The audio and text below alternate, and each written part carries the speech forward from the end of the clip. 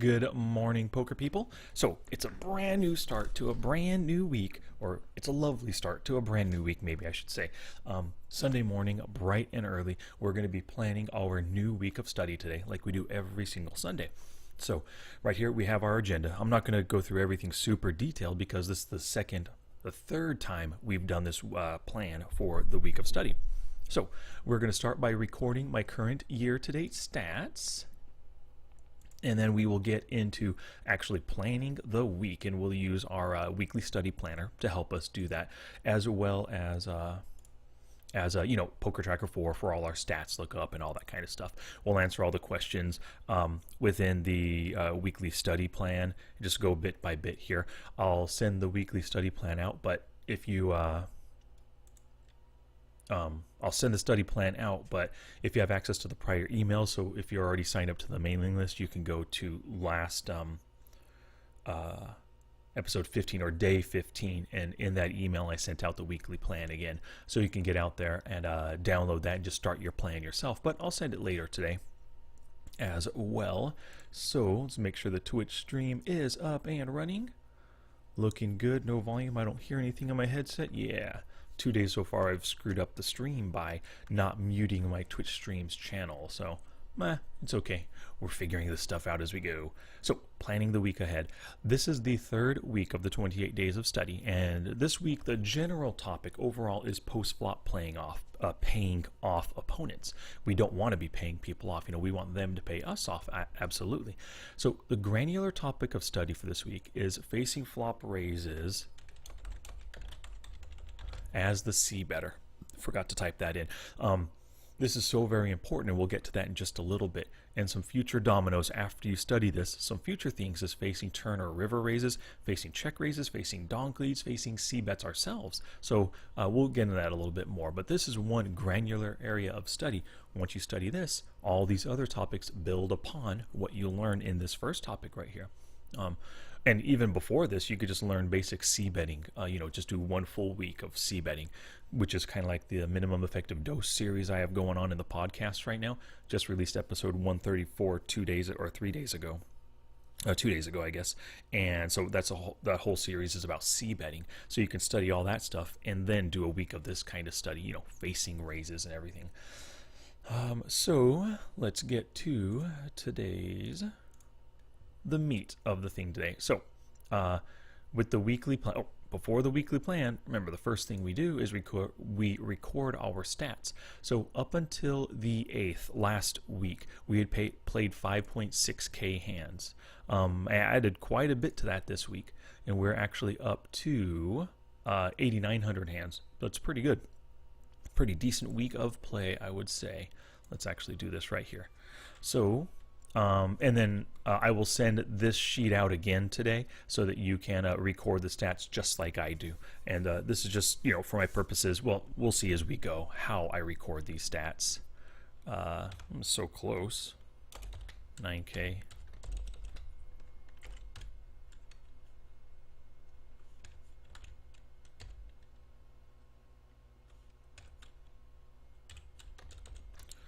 Little reversal right there. So it wasn't the best of weeks, but yesterday I brought it back a little bit. In yesterday's podcast, you saw I was at negative $92. So, made a little bit of money yesterday, but yeah, we're only, 2.5 buy-ins down, which is fine. We can easily overcome that and get back to positive real soon. VPIP is up a little bit at 17. Lovely. 13. I'll just keep it at 13. Don't need to put 0.4. Got a gap of about 4, which is it's too big of a gap right there.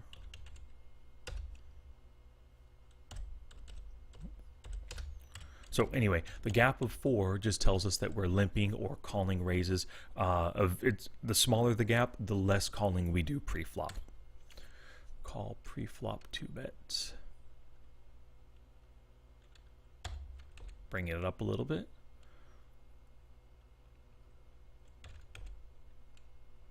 Open and fold.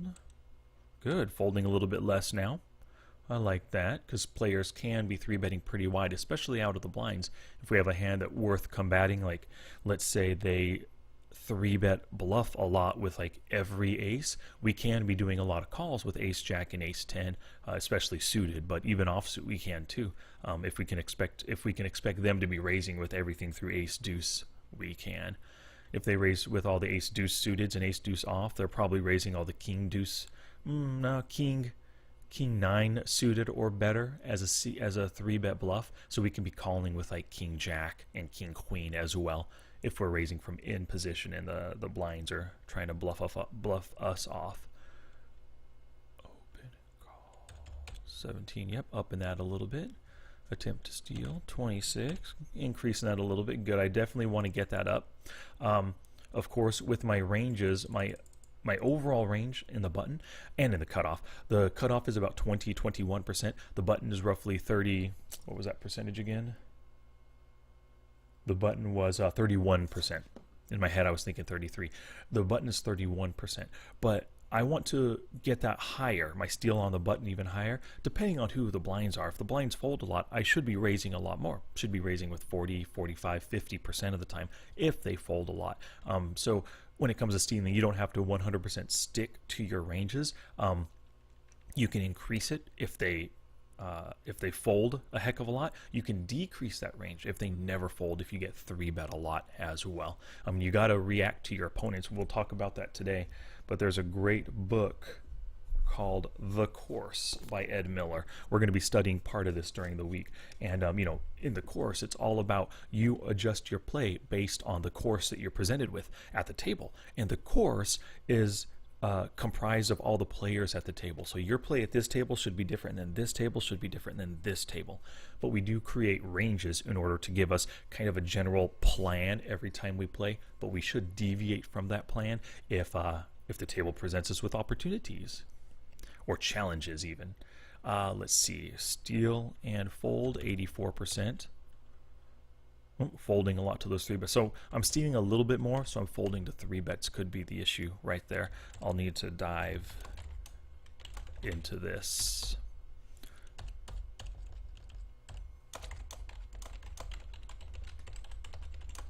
And run the profitability numbers, but we might get to that later this week. Let's see, fold to steal 84%. Call steal 11%. 3-bet re-steal. I'd rather keep this because I'm trying to up it. I do want to keep better track of this. So we'll say 4.7.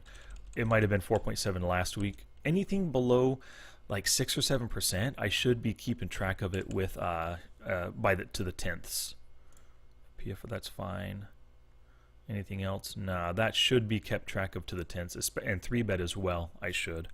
4.5, so I can see how well I'm 3.1, pretty low.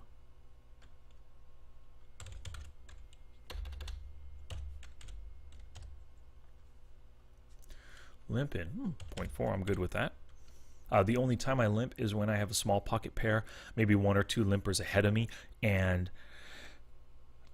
I don't want to raise because I got such a crappy pair like deuces, 3s, or 4s, but I want to get in that pot cheaply to set mine. And if there's a lot of active players after me, when there's limpers in and then you come in with the raise, your aggressive opponents think that you are trying to isolate that person with a weak hand. Well, I do have a weak hand. I have pocket deuces. So if I isolate it to 4 or 5 big blinds, well, an aggressive 3-better in the small blind or big blind, they can easily make it 3 times that. They can make it 9 or 12 big blinds to try to steal from my isolation.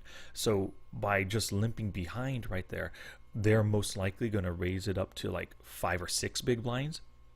At which point, if I'm getting the good implied odds, I can still make a call, hopefully in position if I'm calling from the cutoff or the button, and limp calling in that instance. But I only do so with like small suited connectors, medium suited connectors, and small pocket pairs. Anything from 7s or above, I'll definitely isolate. 6s are a cutoff, and 5s and below, I often limp behind. But that's really it. It's hardly ever. Limping is something that eventually I'll add more to my game because it's a way to disguise your hand. It's a way to surprise your opponents. I mean, when you think of a limp shove or a big limp raise, you often think, oh my gosh, this guy has aces and kings, because it often does happen. But if I can find some really good hands to limp raise with, for example, I don't know because I've never done study. into this. But for example, like, what if I find out that 9-10 suited flops so well? It is a great hand to limp raise with, make my opponents think I have aces or kings. They just call, and then we hit the flop super hard. I mean, maybe even ace 5 is the perfect hand for it. I have no idea. I've never studied this because I've never gotten into limping. I've always been of the opinion that if a hand is worth getting into, it's worth coming in for a raise. If your hand is pretty enough, you might as well come in for a raise. Not possibly. By raising, you have at least a little bit of fold equity. So you might just take the pot down right there. But I don't think that every situation requires no limping, or that no limp. I don't think that you can never limp. I think there are instances to limp. I just need to figure out when I can start limping more, because from what a lot of pros say and what I've heard, limping is a strategy that you can employ. I just need to study it.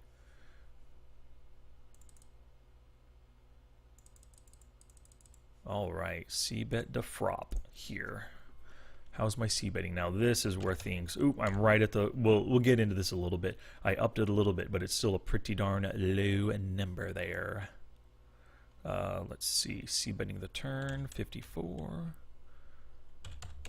C-betting the river 39. Okay. Yeah, just a little bit low. I'd rather it be 65 to 75. Right here, 60 to 70, 60 to 65 in that range. And C-betting the river, roughly 39 to 40. Not 39 to 40, 39 to 45, but anywhere around 40 is pretty good to me. I like it. Just betting the river in general, 31%. Fold to flop C-bet. Not many people triple barrel C-bet. I guess I often get out versus C-bet somewhere along the flop return. I've only faced, what is it, one here? One, yeah, one river C-bet, and I didn't fold. So, fold to flop bet.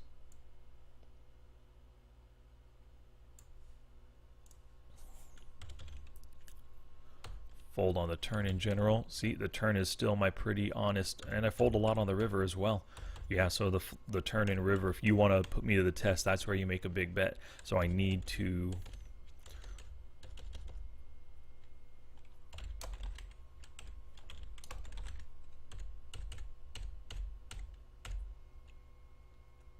fold to flop bet. Yeah, I don't fold to C-bets that much. I like it, but just folding to flop bets, I'll fold a lot to donk raises, and then to C-bets as well, those two. So, but that'll be a small part of this week's studies. Let's see here. Well, donk bets will be a small part. Raises or check raises will be a big part of studying this week for sure.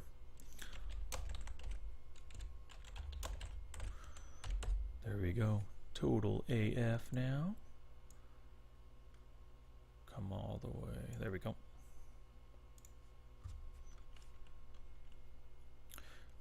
Yeah. No. AFQ. Okay.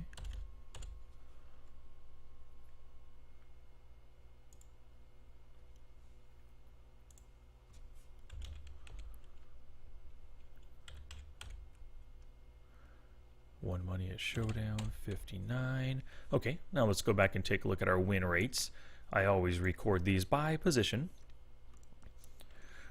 Let's see here. 31, 13, 14, 13. Okay. Not too shabby. So, let's see here. The win rates are they're not great, but I mean, at least I'm positive in all the positions where I should be.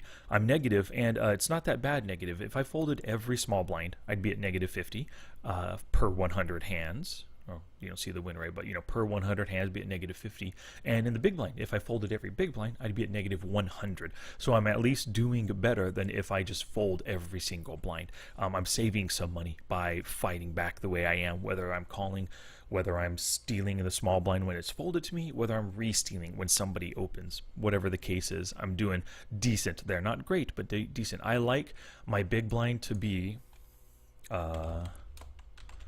like at around negative 40. I mean, even better, negative 30 to 35 to 40. roughly negative 20. Even actually, I've had it down over good stretches to 15 before, negative 15. So that's the range that I want to be at. 49 to 60 is not bad, but could be a little bit better. Now, see the flop in position. Let's take a look at how often we're seeing flops in position versus out of position, as well as our win rates in versus out.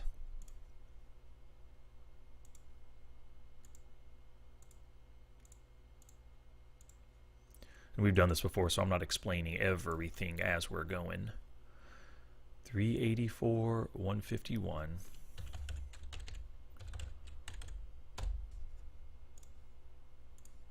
And as you guys are watching, I know there's some of you in chat. Thank you very much for joining today, by the way. As you're watching, if you have any questions about what I just did, or whatever the case is, just please put it up there. But I appreciate you guys joining today.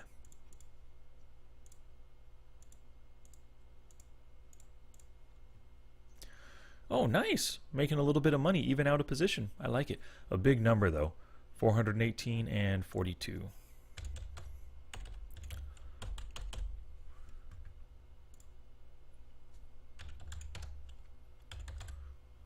So you can see 802 hands. I've seen the flop out of the, what was it, 8.9K? 9K? 9K. So roughly 10% of my hands that I'm being dealt, I'm seeing the flop. Whether I'm calling, whether I'm 3-betting, whatever the case is, I'm seeing the flop 10% of the time. Out of the 802 hands, or 9%, whatever, close enough. Out of 802 hands, I saw the flop in position 384, 48% of the time. So that's good. I am paying attention a little bit more to that.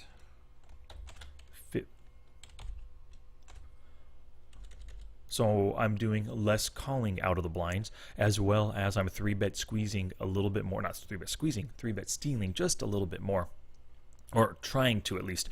The numbers might not really play that out.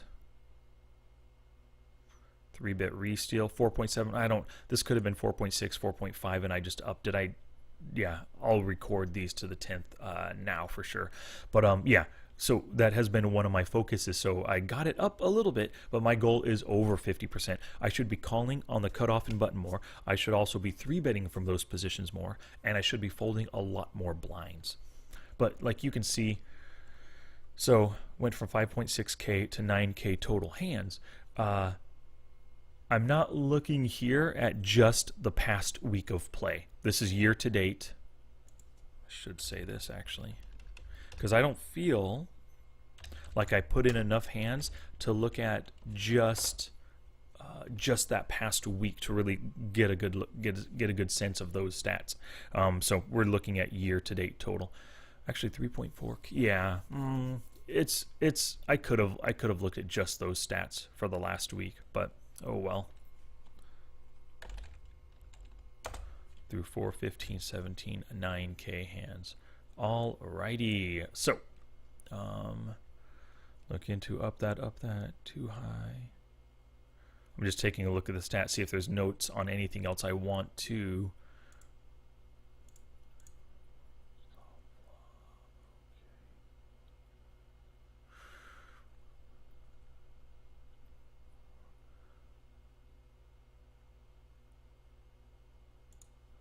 If I only fold 64% to 3-bets, then I'm continuing 36% of the time. So I'm continuing with 3 by calling and with 4-betting.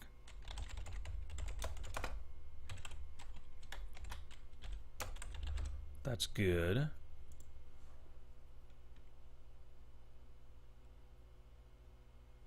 I want to up this and up this, and I can do that. One of the easiest ways to do that is just steal more when you're in good when you have a good chance to do so. So my normal range, let's take a look at it here. So in my normal, actually I could just open this up on the screen. Why look at it like that?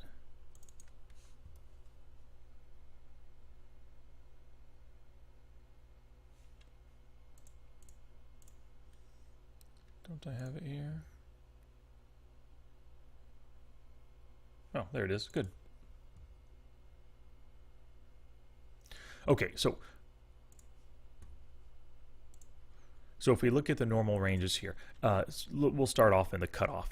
The cutoff is everything dark blue as well as the greens. So you could see when it comes to the dark blue, I'm adding in, every single ace in the cutoff I'm opening, adding opening through ace 8 offsuit. But I'm only going down through king 10. So when I encounter good positions, when I encounter good players in the blinds to steal from, I can definitely be upping in the cutoff. I could just include the entire button range. I can be going all the way down to king deuce suited, king 10 offsuit, as well as queen jack offsuit, and then all the pairs and even those suited connectors and gappers. I could definitely be doing that, opening it up even a little bit more. No, I'm sorry. I can open up this wide in the cutoff, just jump up to my button range when I'm in the cutoff versus good opponents. But when I'm on the button, that's when I can increase it to the 40 and 50%. So we can actually add all the suited queens, a few more of these suited connectors and gappers, and maybe all the broadways, and even go down to all the offsuit nines right there. Could be doing that. Let's see what that range ends up being actually.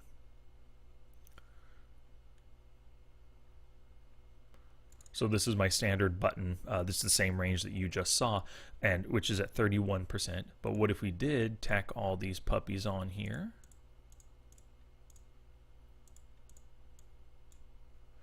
We're at 40% right there. So definitely we could be opening that with the right players out of the blinds, especially ones who don't 3-bet a lot. Or if they 3-bet, we just know that they're honest with their 3-bets. They're doing so for value. Because as soon as we increase this, so this is 526 combos, what are we going to defend versus the 3-bet? So if we call 3-bets, let's say we even call really wide right here. Whoops, hold on a second. What was that number again? 526. 526 combos. So let's say we defend really wide against a 3-bet from the blind. We're in position. We want to defend wide at 15%. That's 204 combos we're defending with. We're actually 4-betting these, so let's add those back in. 238 combos. So 526.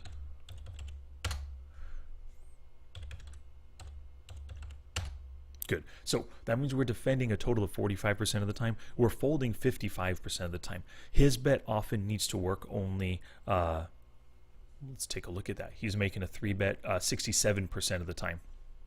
It needs to work 67% of the time.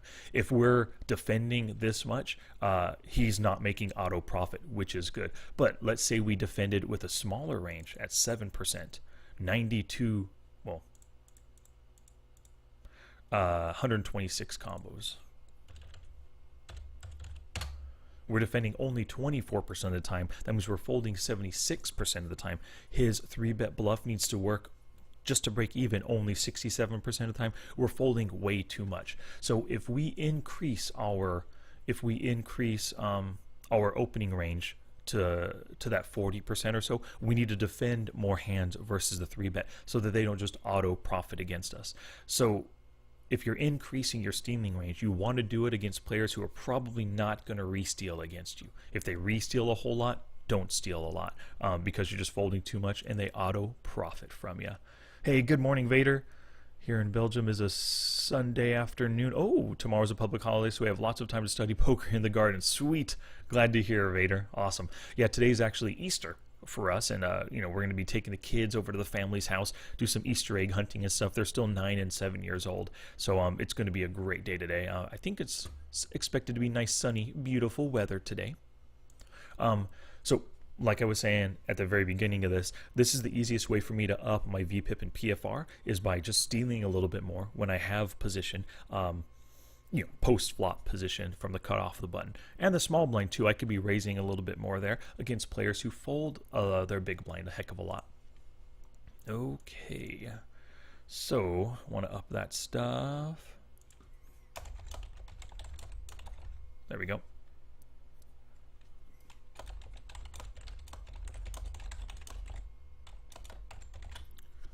Sometimes you'll get button players who 3-bet a ton. They like to re-steal from the button versus your cutoff steal. So let's see. Okay, so that's that. Oh, now let's go to our weekly plan. Plan week 2. Here it is. Okay, so this is the weekly study plan. In the prior emails, I've sent this out, but I'll send it out. I'll send it out attached to today's email as well. So you can see weekly theme, the week of, just basic stuff. Hypotheses, what we think we'll learn from this week of study. Quantifiables, what stats should we be tracking in order to kind of gauge how our studies are affecting our play. So we're studying post-flop, post-flop c-betting and defending against raises this week. So those stats will be what we'll be checking out. Study methods and content and online or book content that we're studying. And we can also break our studies down day by day. This is the calendar that I send out on a daily basis. But I don't actually, for this purposes, I haven't been keeping track exactly of all this stuff. Notes and reflection, what are you learning this week? And all of this we're just simply doing on our Word document. So not using that form. But so for the weekly plan this week, we're learning about facing flop raises as the Cbettor. Why this theme? Well, if we ask ourselves the poker focusing question, what's the one thing I can study right now such that by learning it, everything else will be easier or unnecessary? So as tag and lag players, we should be seeing the flop most of the time as the pre-flop raiser with initiative.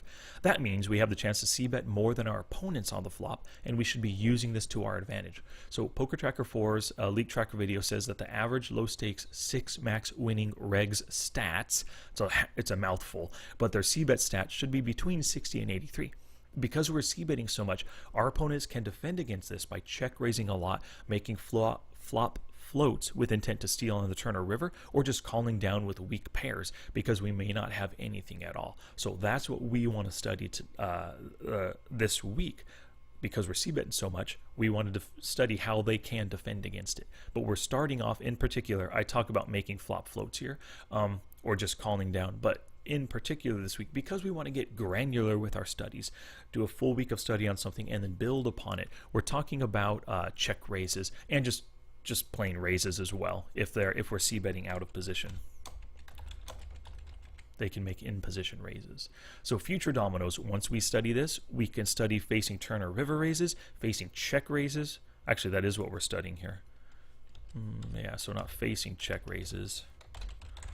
Making check raises. We can also study facing donk leads and making donk leads, as well as just facing c-bets in general, because this kind of study will just it'll help inform our game when we're the pre-flop caller facing a c-bet.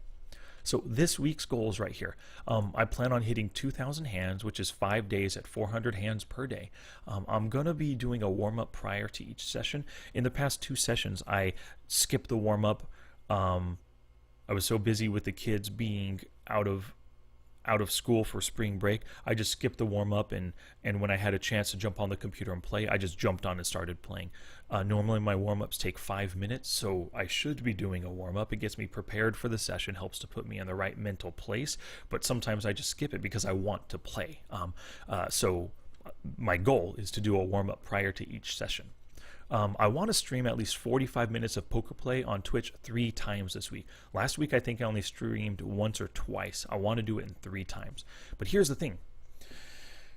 You often hear people talk about when you fold a hand, you should be paying attention to the action and putting yourself in your opponent's shoes and seeing what you would do, then seeing how they do things, and just basically learning from every hand when you're not involved. Well, that's what I'm going to do this week. So in my streams, I'm going to be one-tabling with an emphasis on stepping into our opponent's shoes when we're not involved. So we fold, we have 9 deuce offsuit in the small blind. We know we're going to fold, just paying attention to the action.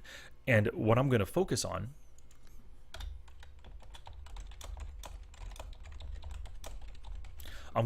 on the initial raiser's play, because this entire week is about being the initial raiser, making that c-bet on the flop, and then dealing with whatever comes. So it would make sense if I'm putting myself into my opponent's shoes, it would be best to think about my opponents who are raising. Now they get to the flop, they should be making a c-bet most of the time. How are they handling things? What happens here?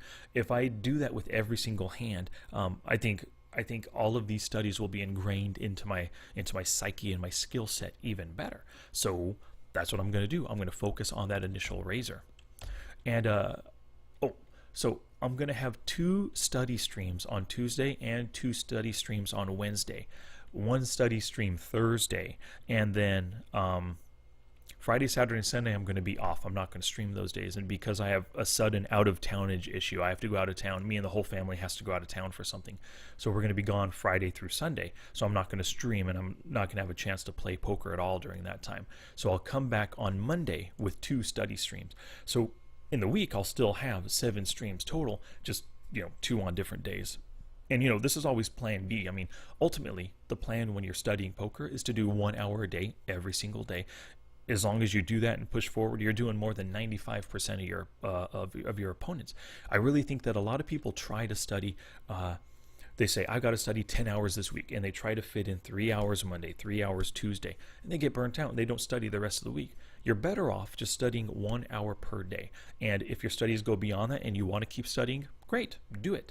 But if you can do 1 hour per day, you're doing more than 95% of your opponents, you're going to blow them out of the water eventually. All that study will accumulate. Those guys that study 3 hours one day and 3 hours the next, 2 days a week, they're going to have nothing on you studying 1 hour per day, just pushing forward. So that's why I don't mind at all. It's plan B. Like I said, if you can't do a stream, or I'm sorry, not stream, if you can't study on one day for whatever reason, maybe you wake up late and then the day is super busy, no studying, great, put 2 hours in the next day. This is my plan B when I can't stream. Okay, so some hypotheses. This week, of course, once again, was facing flop raises as the Cbettor. So what do I think I'm going to learn? I think I'm going to learn that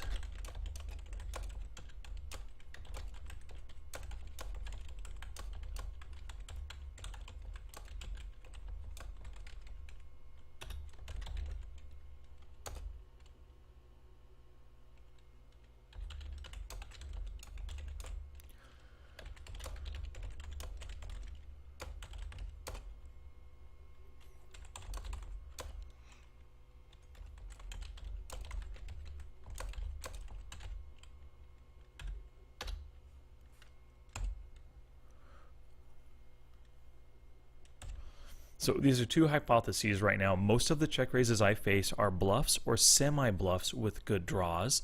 Most opponents call with showdown-worthy hands like second and third pair instead of check raising.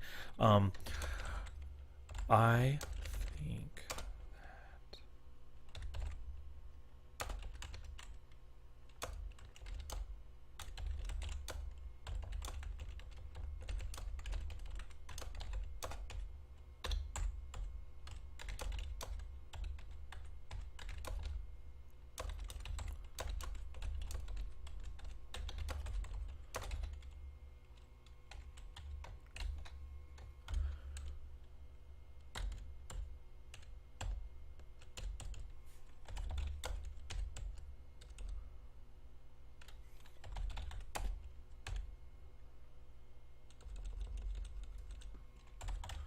okay, so this third one here.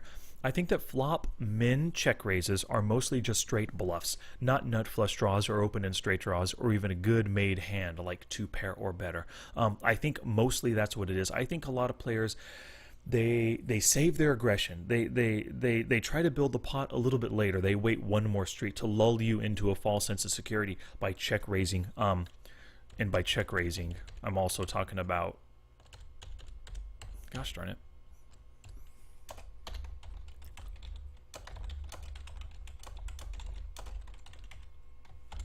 Also in position raises of your C-bets, because we often will steal from the small blind, big blind calls. We're C-betting out of position. We 3-bet from the blinds and the, what do you call it? And the, and whoever opened decides to call and they have position on us.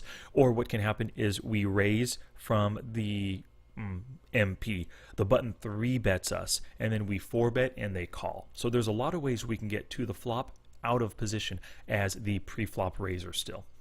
So this week we're going to be studying mostly check raises.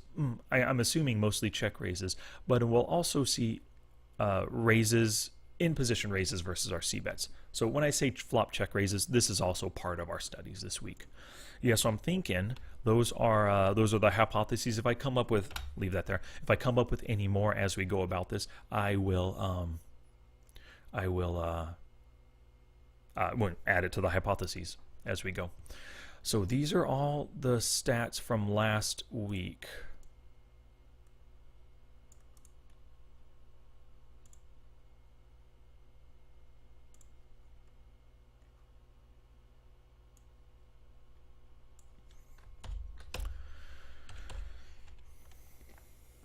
Oh, so we've talked about it before, but quantifiables are the stats related to whatever we're studying that by tracking them, it helps us gauge how our studies are going.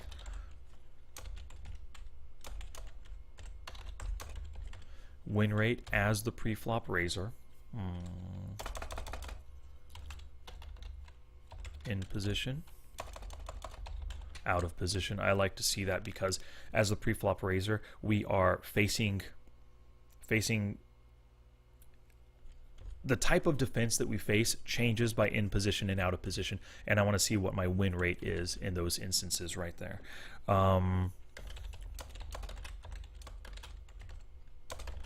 I want to definitely fold to raise after Cbet in position,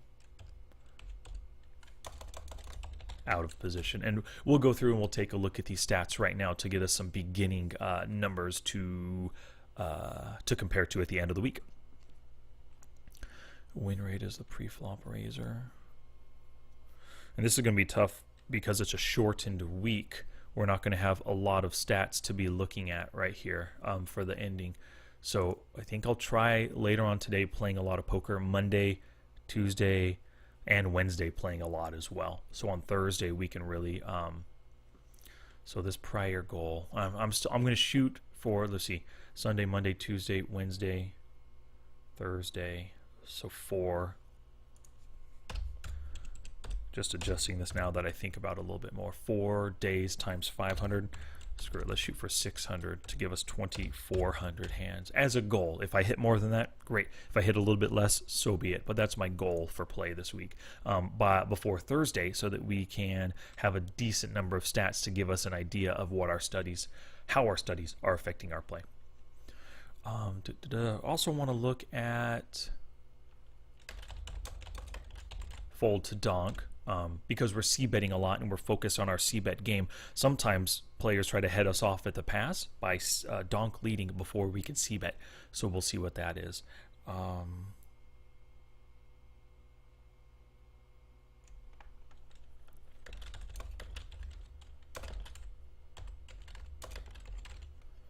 Call raise after c-bet.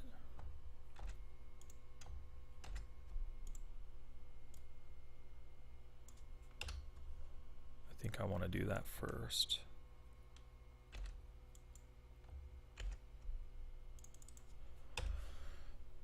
Fold to donk. Double barrel.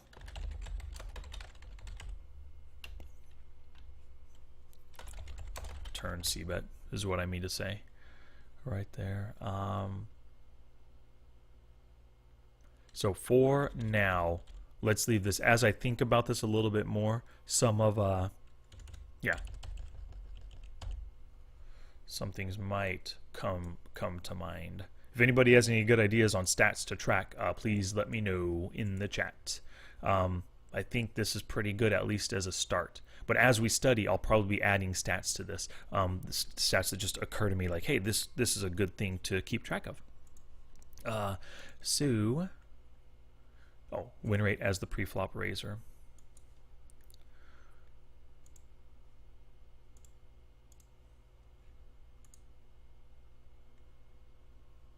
It doesn't have to be raised for a sin, just any 2-bet. I could be raising over limpers for sure. So as I'm raising over a 2-bet, but here's the thing. I also need to look at the opportunity to 4-bet right here. So raising pre-flop any 2-bet. Yeah, that's good. Raising pre-flop any 2-bet. Oh, but I also want to see if I face a 3-bet.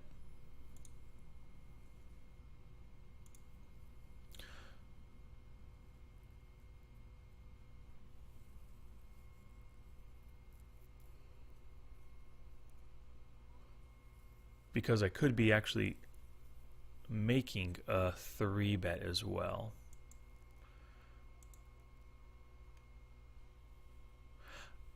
Oh, what if I do this? This and this, combine it. Raise 2-bet and not re-raise opportunity 3-bet. If I go like this,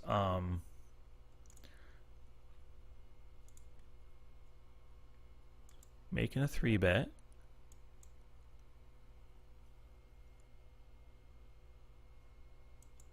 And then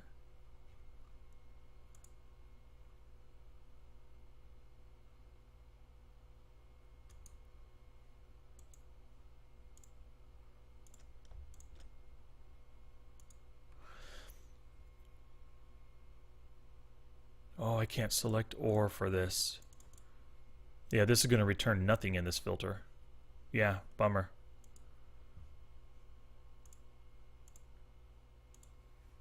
So what I'm trying to do is figure out just my win rate as the pre-flop raiser.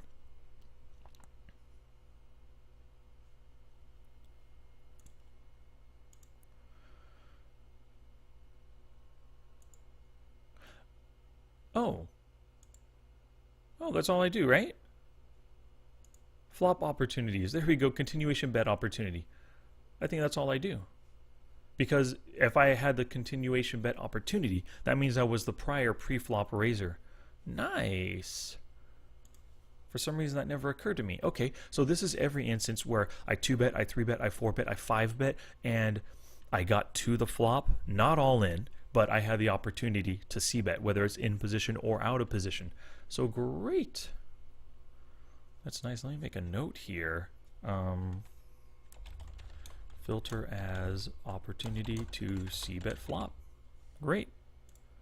For some reason that never clicked in my noggin. So my win rate is 70, positive 70, which is very good. My in position now. So when I have the opportunity to c-bet in position, so opportunity to c-bet in position, 47.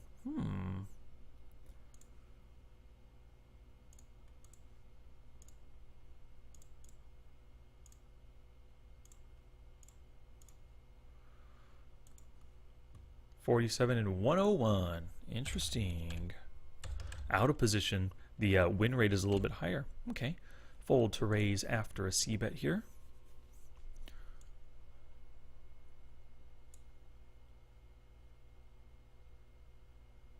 Fold to river, continuation bet.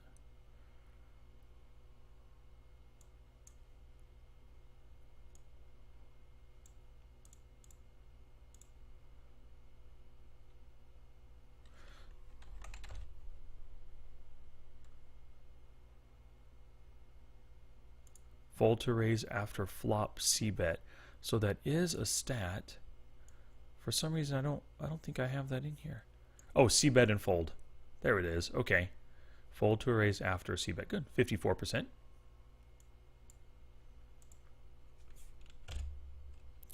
Fold to raise after c-bet, 54%. So now we gotta filter this to be a little bit more specific and get granular on it. So flop opportunities.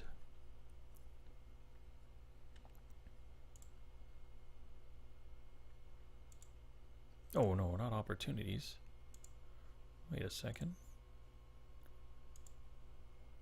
Flop raises. Flop bet. C-bet. C-bet. Folded to.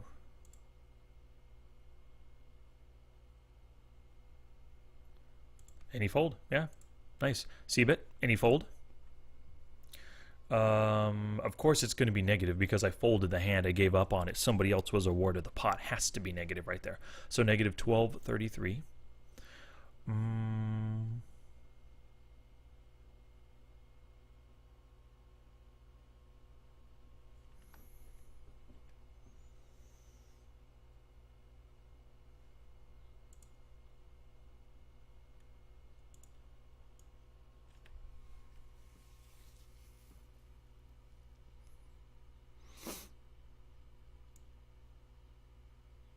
Just trying to think here. So no, I'm not looking at win rate. I'm looking at the total times.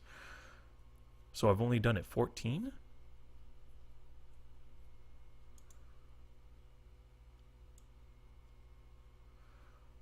Cbet and fold.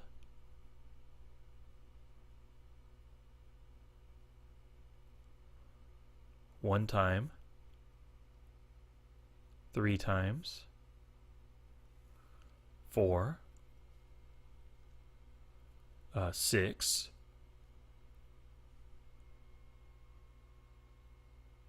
8. 6. Okay, 14 times total.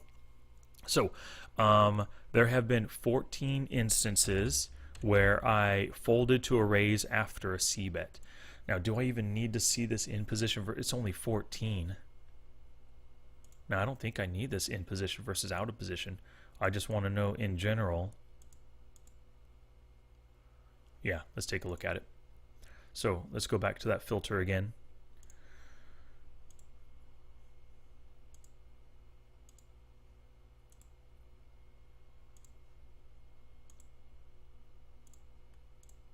Make sure this was 14 once again.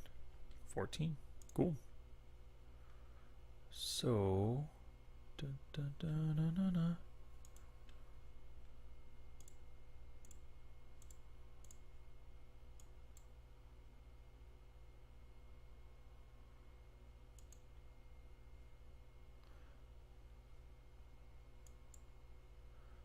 Nine in position.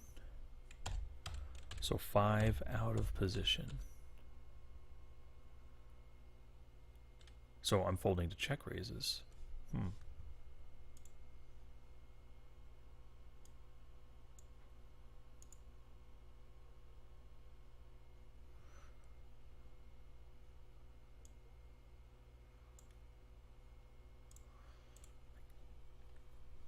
to raise after c-bet 9 times.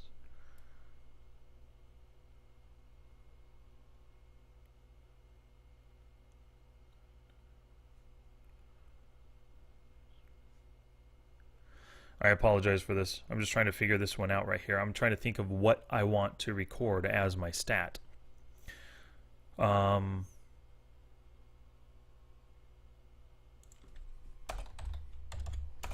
about we just do this? 14 instances, right?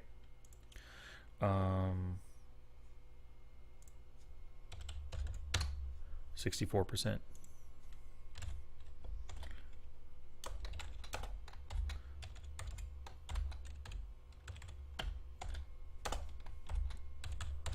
Cool. Nice and simple. Let's keep it like that. So what really matters is, is this total number of 54% of the time I'm folding to raise after a c-bet. But it's only happened in 14 instances right there, which is a small percentage. So oftentimes, I guess maybe I'm facing c-bets and not folding. Let's see here. Making c-bets and not folding to raises. So call raise after a c-bet. Okay.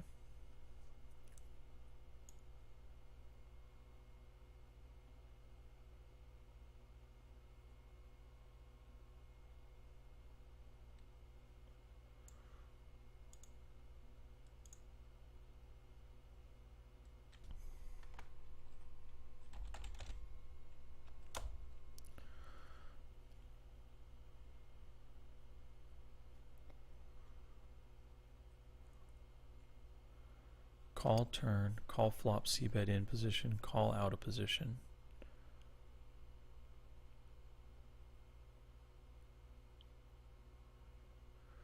Fold to raise. So there's all the fold to stuff, but there's no calling check raises or even betting and then 3 betting.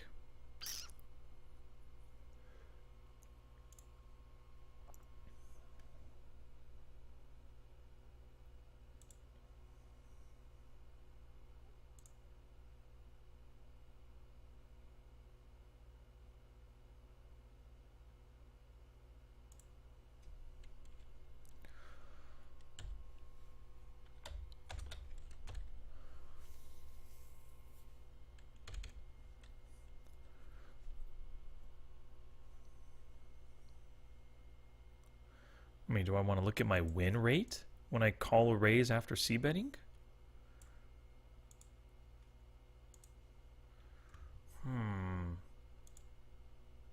Just wish there was a c-bet, some more c-bet stats here.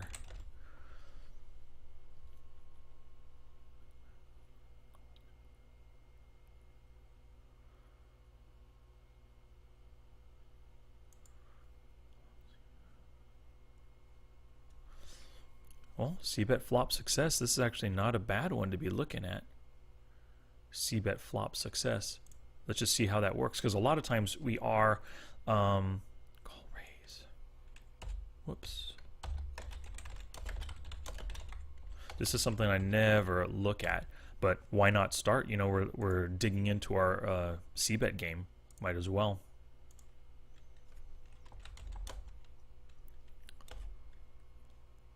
What the? There we go. C-bet flop success.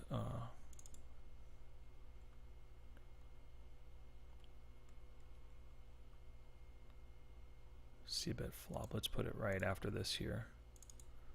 C-bet flop, C-bet flop success. Great.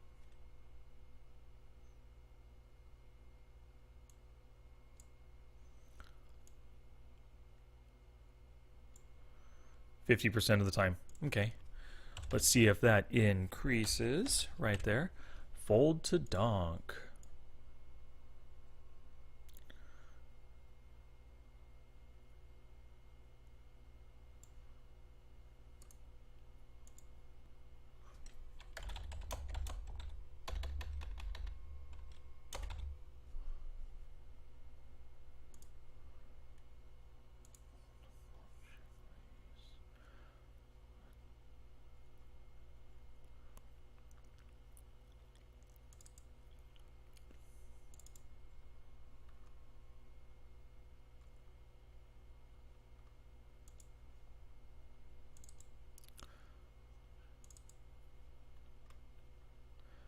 Put them right after each other in that report. Okay.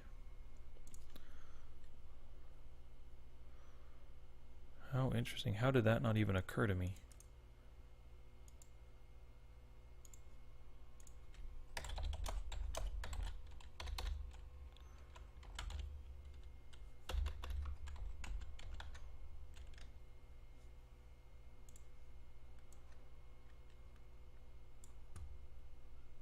Fold to flop check raise 53% of the time. I'm expecting my studies into this means I'll be folding to check raises less as I realize, like I said before in the hypotheses, that most of the check raises that we're going to be facing are bluffs or semi-bluffs themselves. So I should be fighting back against those bluffers, not regardless of my hand, preferably with good equity, but I should be fighting back at least more than 50% of the time. Fold to donk, 47%.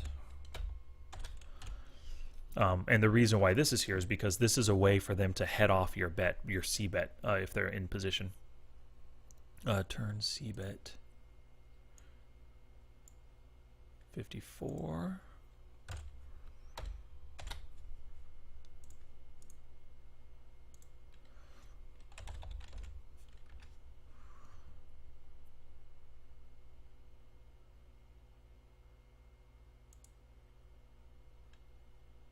Fold to flop float bet. I want to double check this stat right here.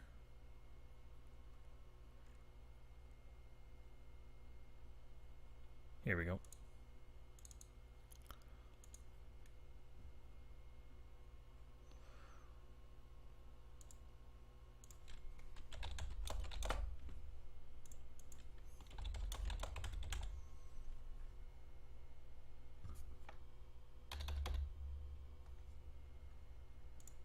So fold to flop float bet. Percentage of time that a player is a pre-flop aggressor folded to a bet when another player bet in position after the pre-flop aggressor checked. Okay, cool. That's good.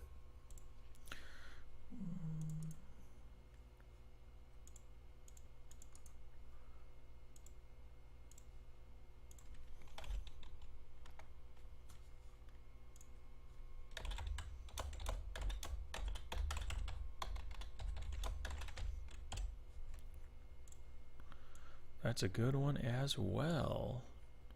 83% of the time. Quite a bit. So you can see when I'm, yikes. When I check out of position, I fold a ton. So if my opponents know that, they should be taking advantage of that. So I gotta bring this down.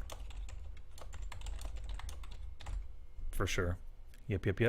So that's part of my, as you saw earlier with my stats, fold to bet, or is it fold to flop?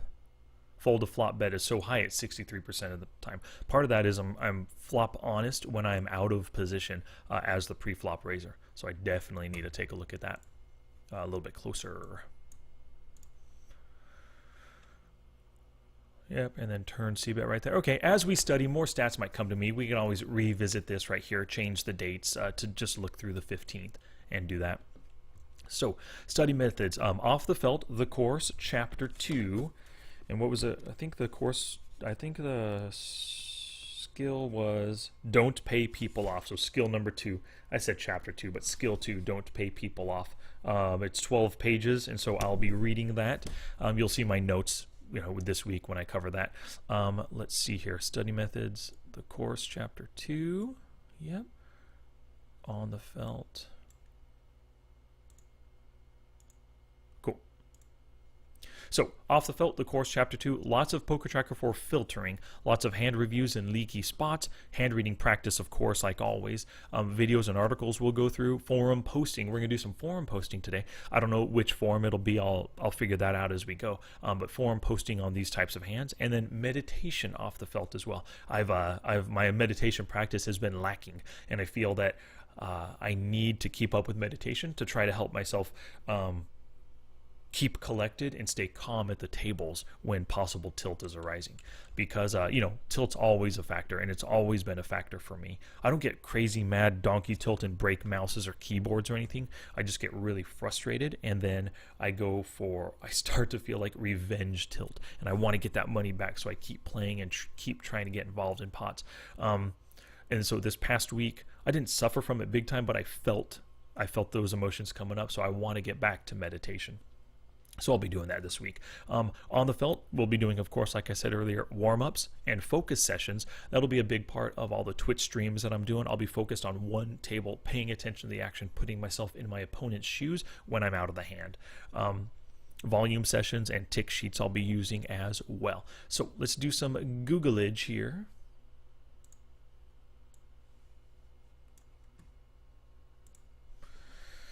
So Google. Facing a check raise, nice. Facing the surprising from Poker News strategy. Let's just see what that is. Post flop aggression, facing the dreaded. So why the turn again? Oh, a few months apart. Jonathan Little. Oh, same article maybe. Let's just take a look at it. Facing a check raise with top 2, split suit. How to play top pair against a check raise, lovely. These are just, I'm not going to look at the forum. I'm not going to look at the forums. I'm not going to try to learn. The check raise from Pokerology, lovely. Question regarding, it's another forum. Facing a, is that what I already clicked on? Oh, so there's an article. Facing a check raise. Unfolding Poker. Oh yeah, that's his new Q&A book. Sweet. So let's see here. This might be, top 2 on a monotone flop. Okay. Hey, Flick the Tit. Thanks for joining. I appreciate you following. Cool beans. So yeah, this is definitely a pretty in-depth article. Haven't read it yet, so we'll learn from that for shizzle. Where'd that video go? There it is. So this is possibly a video we'll want to look at. Jack facing, it's a forum post. Facing a massive flop, another forum post. Although, let's take a look at this. It's a red chip poker forum. Let's see real quick. There it is. Scores replied Big Burge, Ninja, Pseudo, Sully, Christoph, Butch. Let it go. Not really helpful. Look at all these forum posts. Good. There's a decent answer right there. I look at size of answers. In forum posts, if you post, look at this guy posts a full hand. What do you do? But What do you do? Yeah, sure. That's a really simple question. And sometimes people just give, hey, here's my quick answer. Quick answer, quick answer, because you made a very simple question. What do you do and why is probably a better question there. But I don't think we can, I mean, we might be able to learn something from this post, but I was hoping to see like a really good split suit, like a long involved answer, or Zach from the, Zach from the Red Chip Poker, Zach Shaw is his name. I was hoping to see something from them, a post, but no. King facing a check raise. Look at this one more time. Cards chat. What is that? Overpair and a 3-bit. So a lot of these are forum posts. Poker training. Ivy League. I've never looked at anything from Ivy League. Let's take a look at that real quick. 10L King. Poker school online. I don't like the turn. Okay, blah, blah, blah. Nut flush draw face. This is another poker bank. Weak. Playing weak. Overpair facing check raise. Oh, it's a video. Poker. Okay, it's a poker bank video. Good. Check raising, poker stats, poker. It's a guide. We'll see what they say. Beyond the basics. This is a whole chapter out of his book? Somebody posted it online? What is this? Books.google. Oh, so it's his entire book? Well, that's dicked. We're not going to look at that. You should buy his book, not find it for free. Somebody just putting it out there. Jack overpair facing check raise on turn. Reddit. Let's just look at it. I'm not a fan of most things on Reddit. I'm not a fan of. So pretty detailed. What should hero do here? I'll update later with results. Some short replies, more comments. Let's just see. Oh.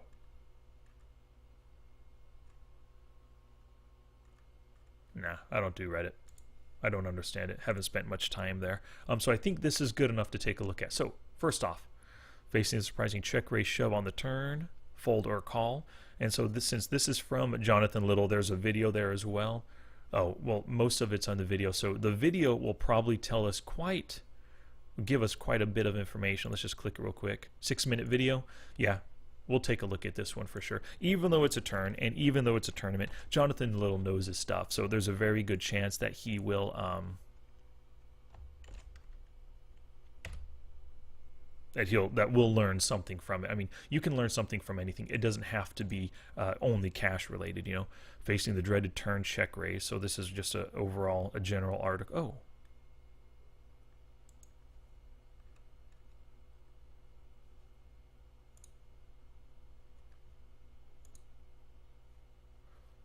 $14,995. Maybe it's the same article, they just redid it. Seal, tricky, aggressive, straightforward. Seat, Euro. Oh, it's a totally different hand. Well, it's another turn check raise. If we're going to check out the first one, might as well check out this one as well. But if that first one's not any good, then it's related to that one. Cool. So, facing a check raise with top 2 pair, video to go along with it, lots of explanation. Definitely want to learn from this one.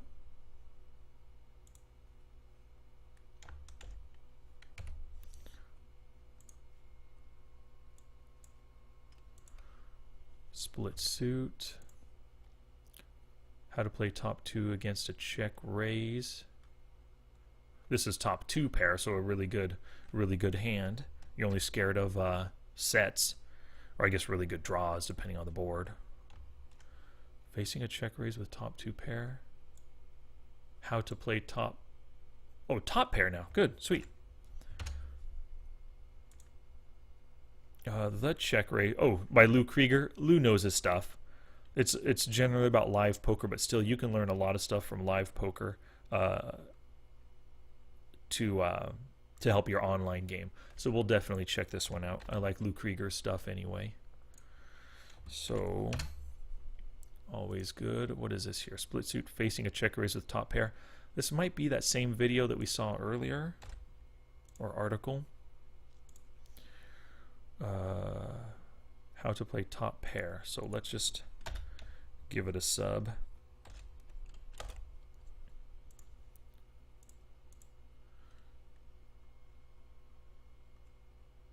Oh, nice. Jay Farrow. Big response there.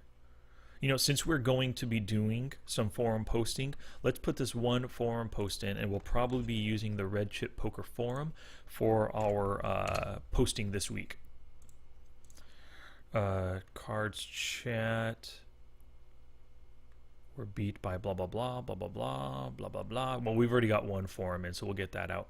Poker training. Now, this is that Ivy League stuff. What is this? I raise button. So it's just a forum post. 1 year ago. A lot of short responses. Forget it. We're out of there. The Poker Bank playing weak. What's this? Oh, it's an ad. Weak overpair facing a check raise. So it's just a vid.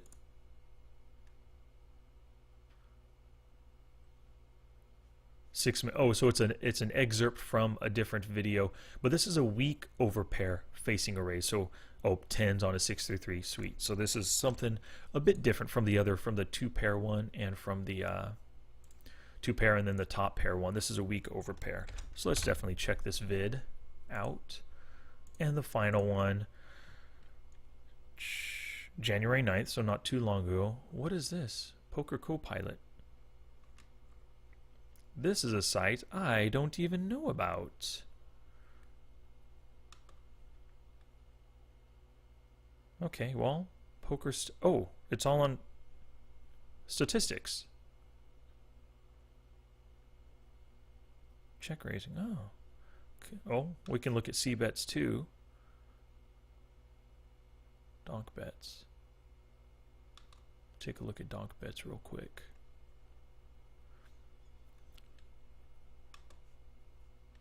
So the first one I clicked on was introduction. A winning poker player on behalf of Poker Copilot.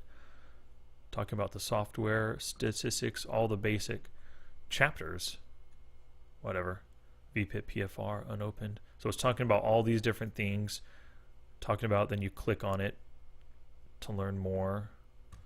So C-betting, 3-betting, no, donk bet. So continuation, check raising. Is this what we already saw? Check raising, yeah, same thing. Okay, interesting. So check raising, continuation bets. What is a C-bet? What does it achieve? Types of hands. So it's basic C-bet information here. Okay, donk bets. What is a donk bet? Why donk betting has a negative image? How to respond? Okay, so this could be worth checking out. Those 2 pages. Oh, and that's the home as well. Ah, Poker Copilot. How interesting. Something new for me to look see.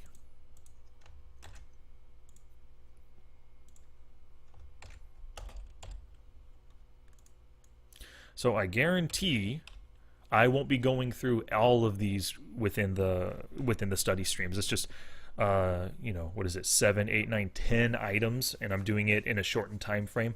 Now I won't be getting through all of this, but I'll get through a decent amount, and I'll probably at least watch everything or look at it, and then decide, pick and choose later on, starting tomorrow, pick and choose which ones we're going to discuss. So those are the things, at least, that so far look good, look promising, look like I can learn some stuff from all that right there. Alrighty, so it's been a little over an hour, and so you see our total plan. I'll be emailing this out to you, later today with everything, with the weekly study plan, the actual plan right here, as well as I think that was it. Yep, I'll be emailing this out to you so that you can, make your own plans, use this to make your own plans and everything. Alrighty, well, thank you very much, everybody, for joining me today. I really appreciate it. So I'll be back later today with a play stream. Hopefully, it is Easter. I don't know if I'll get a chance to, but I might play late tonight, try to put in 400 and 500 hands. And then Monday, Tuesday, and Wednesday, I'll be putting in hands, and I'll definitely be doing one table streaming where I'll put myself into my opponent's shoes when I'm out of the hand. All right. Thank you very much, everybody. Take care.